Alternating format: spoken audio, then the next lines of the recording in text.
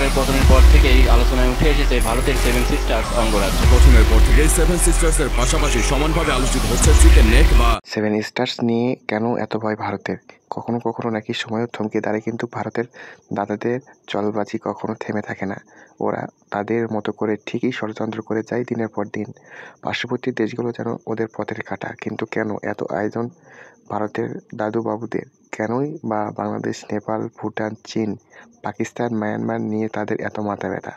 সবগুলো উত্তর যেন একটি, সেটা হলো সেভেন স্টার্স। রাজনৈতিক বিশ্লেষকদের মতে ভারত তাদের এই অঞ্চলটি বেশ চিন্তায় রয়েছে। একটুখানি ভুল করলে ভারতের মানচিত্র থেকে আলাদা হয়ে যেতে পারে দেশটির উত্তর পূর্ব অঞ্চল রাজ্যগুলো। অন্তর্বর্তী সরকারের প্রধান উপদেষ্টা ডক্টর মোহাম্মদ ইউনূস দায়িত্ব গ্রহণের আগে ভারতের এক প্রভাবশালী গণমাধ্যমকে দেওয়া সাক্ষাৎকারে ভারতকে জোর গলায় সতর্ক করেছিলেন যে বাংলাদেশের অস্থিতিশীল হলে তাদের সেভেন স্টার্স ঠিক থাকবে না, অস্থিতিশীল ছড়িয়ে পড়বে তাদের দেশের এই রাজ্যগুলোতে, যেমন অরুণাচল, আসাম, নাগাল্যান্ড, মণিপুর, মিজোরাম, ত্রিপুরা এবং মেঘালয়। রাজ্যগুলো একত্রে বলা হয় সেভেন স্টার্স।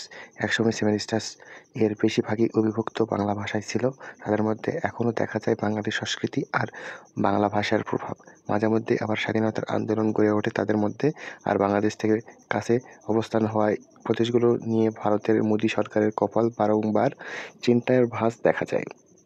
কিন্তু রাজ্যগুলোতে যেতে হলে ভারতকে আবার ব্যবহার করতে হবে শিলিগুড়ি করিডোর বা চিকেন নেক নামে পরিচিত এই করিডোরের সাথে সীমানা ঘেঁষা বাংলাদেশের আর নেপাল, ভুটানের চিরশত্রু চীনের সীমানাও খুব বেশি দূরে নয়।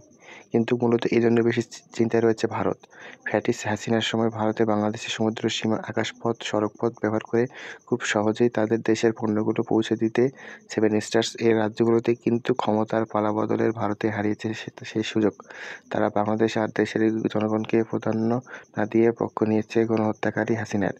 এতেই যেন কপাল পুড়ছে ভারতের দাদুবাবুদের। এর মধ্যে আবারও অরুণাচল প্রদেশটি নিয়ে ভারতের সাথে চীনের বিরোধ চলছে যুগের পর যুগ।